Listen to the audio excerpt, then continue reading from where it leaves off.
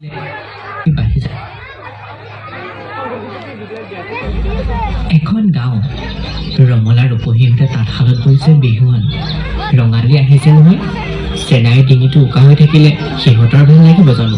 ইফালে আকৌ ৰূপহী খুৰী চোতালত সিঁচিছে সোণোৱালী ধান। উৰুকাৰ আখলৰ পিঠা হৈছে ৰঙালীৰ প্ৰাণ। ইফালে আকৌ ডেকা গাভৰুৰ বিহু নাচেৰে উদলি মুদলি হৈছে আহত গছৰ তল।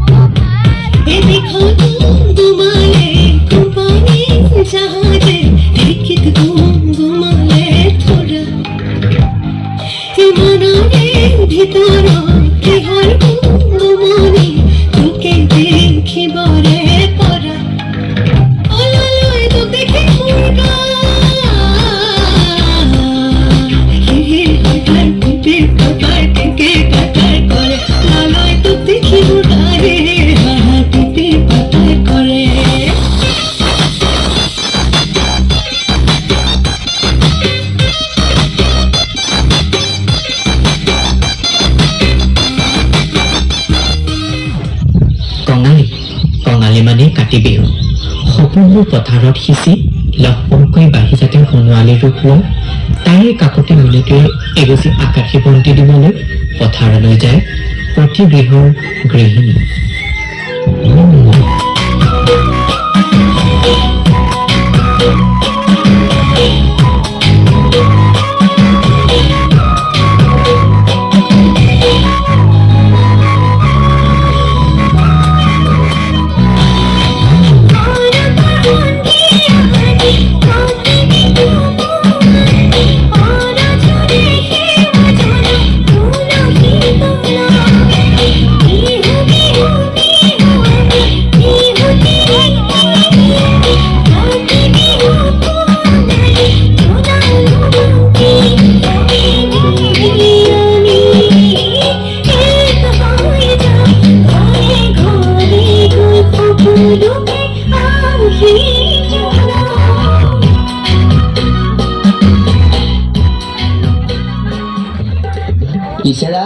ৰাস পূৰ্ণিমা পালেহিয়ে দেখোন, ৰাসখন পাতিব লাগিছিল নহয়। হয়, এইবাৰ মোহিত বায়নৰ জীয়েকক কৃষ্ণৰ বচনটো আৰু আমাৰ সেই গকুলীৰ জীয়েকক শংখচূড়ৰ ভাওটো দিয়া হওক। এই যাদৱ মাষ্টৰৰ জীয়েকক ৰাধা বচনটো দিয়া হওক। তাই বোলে সত্ৰত গৈ সত্ৰীয়া শিকি আহিছে।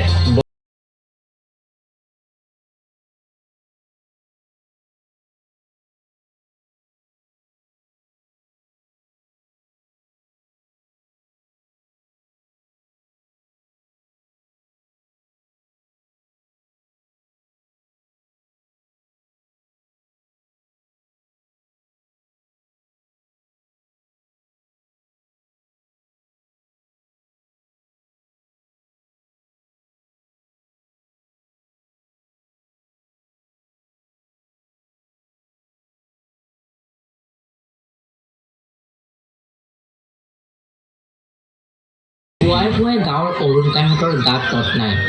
জলাহৰ বিলত মাছ মাৰিবলৈ গৈছে। ভোগালীৰ ভোগ পদূলিৰ মুখতে ৰৈ থকা নাই জানো? ইফালে আকৌ ৰমলা খুৰীহঁতে তামোলৰ মেল মাৰি ঢেঁকীশালত ব্যস্ত। সান্দহগুৰি, তিল পিঠা, ঘিলা পিঠা সকলোবোৰ ভোগালীৰ প্ৰস্তুতি। ডেকাহঁতৰ ভেলাঘৰৰ অবিহনে মাঘ বিহু আকৌ টেঙেই সেৰেঙা। ঐ এইবাৰ আমি উৰুকাত ভোজ খাওঁতে বেলেগৰ ঘৰত গৈ জেৰুৱা চুৰ কৰিম দেই।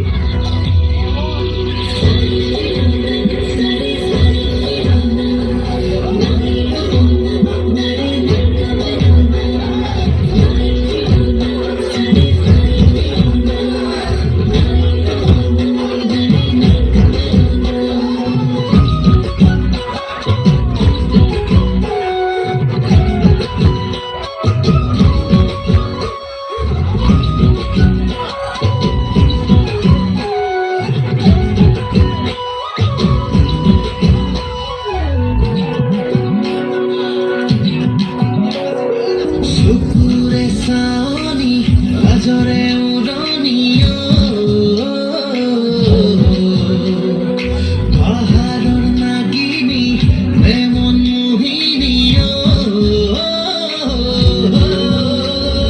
চকুৰে চাৱনী লাজৰে উৰণীয়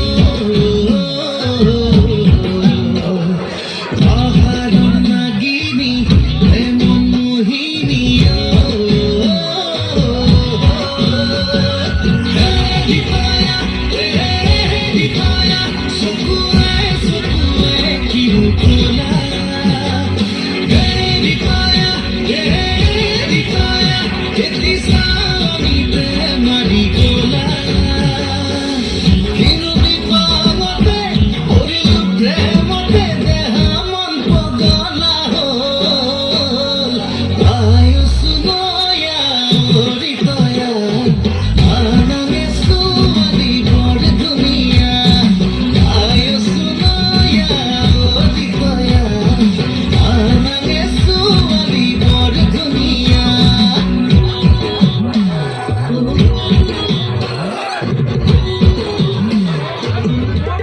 ৰাইজ নতুন বছৰ নতুন চিন্তা পিকনিক খাব যাওঁ ব'লক এটা কাম কৰা যাওক নেকি টিলিঙা মন্দিৰত সেৱাভাগ জনাই বগীবিল দলঙত বনভোজটি খালে কেনেকুৱা হয় বাৰু হয় হয় ভাল হ'ব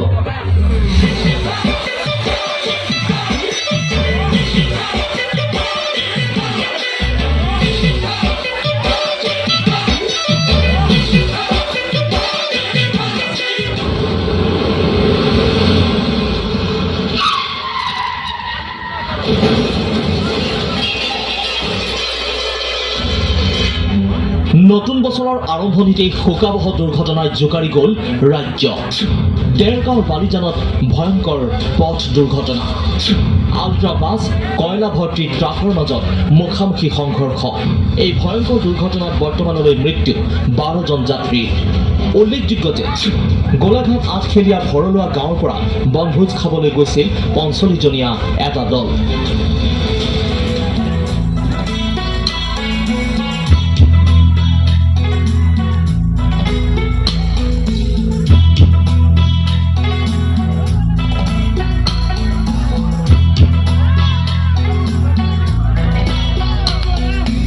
অন্ধ আকাশ শুদ্ধ বতাহ প্ৰস্ত ৰাতিৰ স্তব্ধ জোনা অন্ধ মনৰ বন্ধ কোঠা মিশ্ৰ প্ৰেমৰ মুক্ত প্ৰকাশ মুকুতি আজি দেখো দিশহাৰা হৈ ৰয় দিশে দিশে চলে মৃত্যুৰ